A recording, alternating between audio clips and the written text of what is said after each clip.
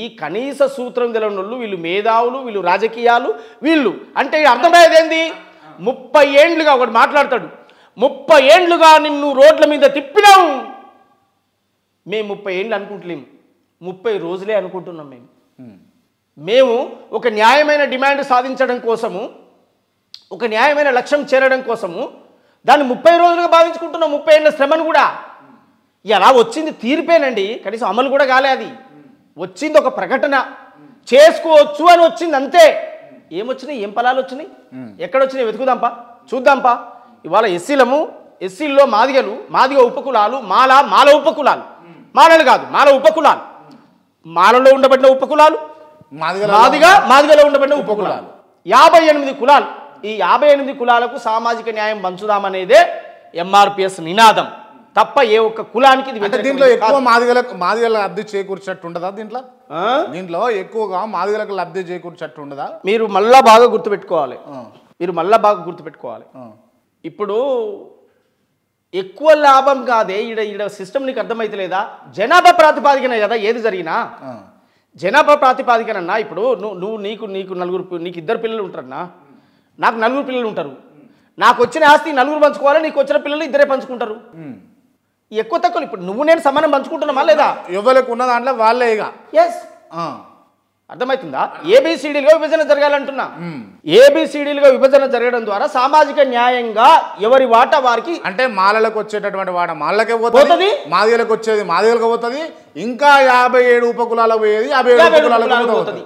అందరూ సంపన్నులు అవుతారు, అందరికి సామాజిక న్యాయం వస్తుంది. అందుకే ఏబిసిడి వరకు రైట్. మరి దీన్ని ఎందుకు మాలలు వ్యతిరేకిస్తున్నారు? అరే మల్లట్టునే సీమాంధ్ర తెలంగాణ ప్రత్యేక రాష్ట్రం వచ్చిన తర్వాత సీమాంధ్ర పాలకులు లగడపాటి రాజగోపాల్ అనేటోడు 60 ఏళ్లుగా తెలంగాణ ప్రాంతాన్ని దోసుకున్న సీమాంధ్ర పాలకులు ఎన్ని కుయుక్తులు చేసిరు, ఎన్ని కుట్రలు చేసిరు. తెలంగాణ కలిసే ఉండాలి, తెలుగు వాళ్ళంతా ఒకటి. దాని అర్థం ఏంటిది? అరే వెదవల్లారా, మేము ఇంతకాలం వాడుకున్నాం, దోసుకున్నాం, మేము బతుకుతాం బిడ్డ, మరి తెలంగాణను మీరు మీద వెళ్ళుకుంటే మేమెటు పోవాలరా అనేటువంటి ఒక కుట్రలో భాగమే. ఇవాళ కూడా వర్గీకరణను ఎందుకు వ్యతిరేకిస్తున్నారు? వర్గీకరణ వ్యతిరేక పోరాట సమితిలు పెట్టిన ఎన్ని రోజులు ఏడున్నారు వీళ్ళు? 30 ఏళ్ళ నుంచి ఏ ఉద్యమాలు చేసిరు? ఎక్కడ కనిపించరాయే? వీళ్ళ ఆకలి కేకలు, వీళ్ళ సింహాలు, వీళ్ళ గర్జనలు, వీళ్ళ నినాదాలు, ఎంత ఒక్కొక్కటి ఆక్రోశం చూస్తుంటే బాధ అనిపిస్తున్నారు. మా సోదరులే అనుకుంటే ఇంకారా నాయన, ఇంతకాలం మా సోదరులు మా అన్నదమ్ములే అనుకుంటే స్టేజ్ సభ పెట్టిందే అసలు కృష్ణ మాదిగని తిట్టడం కోసం, మీటింగ్ పెట్టిందే మందకృష్ణ మాదిగని తిట్టడం కోసం, ఎంఆర్పిఎస్ తిట్టడం కోసం. అట్టనే తిప్పుతాంరా మేము ఊళ్ళే మిమ్మలా. ఎవడరా మీరు? ఎవడు తిప్పుతారా? ఎవరిని తిప్పుతారు మీరు? ఎవడు తిరగాలి? ఎందుకు తిరుగుతాం? మా సమస్య ఉంది, మా సమస్య మాతోటే ముడిపడి లేదు. 57 కులాలతో సమస్య ముడిపడి ఉంది. 57 కులాల సమస్యను భుజానెత్తుకున్నాం మేము. 58 కులంగా 58 కులాల సమస్యను భుజానెత్తుకున్నాం. ఇలా బీసీలకు అన్యాయం అయితే మాట్లాడినాం, గుండె జబ్బుల పిల్లలకు రోగాలు వస్తే మాట్లాడినాం, ఆరోగ్యశ్రీని పొందుపరిచినాం. అభాగ్యులు కూడా ఇవాళ కార్పొరేట్ హాస్పిటల్కి పోయి వైద్యం చేయించుకునే పోరాటాలు చేసినాం, వికలాంగులకు పింఛన్లు చేయించినాం. సమాజంలో జరిగే ప్రతి మానవతా ఉద్యమానికి దండోరే పునాది. భారత రాజ్యాంగాన్ని నిర్వీర్యం చేస్తున్నారంటే, రాజ్యాంగమే మారుస్తారంటే పోరాటాలు చేసినాం. కృష్ణ మాదిగ లేని పోరాటం ఉందా ఈ రాష్ట్రంలో? ఎంఆర్పిఎస్ జెండా లేకుండా పోరాటం ఉందా? మా పాట లేకుండా, మా మాట లేకుండా పోరాటాలు ఉన్నాయా? ఎక్కడుండ్రు వీళ్ళంతా? ఎవడు వీళ్ళంతా? ఏం మాట్లాడుతుర్రు? ఏం విమర్శిస్తుర్రు? జనం మా జనం చూడు. ఏం జనం చూస్తాం? మీ జనం అధికారిక లెక్క గంత జనం చూడాలంటే సభలు పెట్టి చూయించుకోవాలనా? సెక్రటరియట్లో కూర్చుందాం. తెలంగాణ రాష్ట్రంలో మాదిగలు ఎంతుర్రు, మాలలు ఎంతుర్రు, ఉపకులాలు ఎన్ని ఉన్నాయి, వాటాలు తీద్దావురా. దానికి సభ పెట్టి మీటింగ్ పెట్టి మా పబ్లిక్ చూడు. ఏం పబ్లిక్? వాళ్ళు మనోళ్ళే. ఇదంతా కూడా వివేక్ వెంకటస్వామి చేసినటువంటి వాడు. నాకు నిజంగా నేను ఆ సభకు వచ్చిన తల్లులు, అన్నలు ఎవరు వాళ్ళందరూ కూడా వాళ్ళు ఒక అమాయక మత్తులో వచ్చిరాళ్ళు ఆ సభలకు. వాళ్ళకి అవగాహన లేదు. ఎస్, నీకు నిజాయితీ ఉంటే బాజాప్తుగా వర్గీకరణ చేయండి.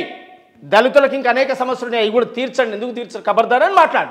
అంటే ఈ అన్నదమ్ములు ఎక్కువ ఉన్నోళ్ళని కావాలని విడగొడుతున్నాడు అని చెప్పేసి మందకృష్ణ మాదిగ అన్నటువంటి అంశాలు చూసినాం మనం. మందకృష్ణ మాదిగ అన్నదమ్ముల లెక్క కాదు, ఒక్కడే దోసుక తింటుంటే ఎంతకాలం తింటారా? ఒక్కడు కాదురా తినాల్సింది. ఎస్సీలో 59 కాదు, 59లో ఒక్కడే కాదురా, 58 మంది ఉన్నాం.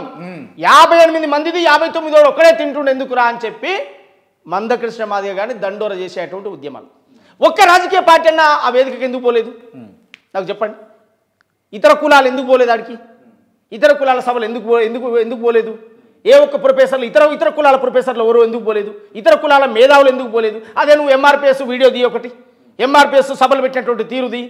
భారతదేశ యావత్ ప్రధానమంత్రి వచ్చింది కదా, రాజశేఖర రెడ్డి వచ్చింది కదా ఎంఆర్పిఎస్ మీటింగ్కు, చంద్రబాబు నాయుడు వచ్చింది కదా ఎంఆర్పిఎస్ మీటింగ్కు. ఈడ ఒక్కటే గుర్తుపెట్టుకోవాలి, మాల సమాజం బాజాప్తా నా అన్నలు నా తమ్ములే. మాల సమాజాన్ని మేము తిట్టం, మాల సమాజాన్ని అవమానించం, మాలలం మాదిలం మేము దూరం కాదు. కొంతమంది పిడికడు మంది రాజకీయ వ్యాపారులు, రాజకీయ వ్యాపారం చేసేటోళ్ళు, రాజకీయాలతో వ్యాపారం చేసేటోళ్ళు మాలలను అడ్డుపెట్టి మాల జనాన్ని రెచ్చగొట్టి ఉసిగొలిపి ఇవాళ అన్నదమ్ములుగా ఉన్న గూడాలు కాలనీలు ఇవాళ కోపంగా చూసుకునే పరిస్థితి తీసుకొస్తుంది. కారణం దానికి వివేక్ వెంకటస్వామి తప్ప ఇంకెవరు కాదు.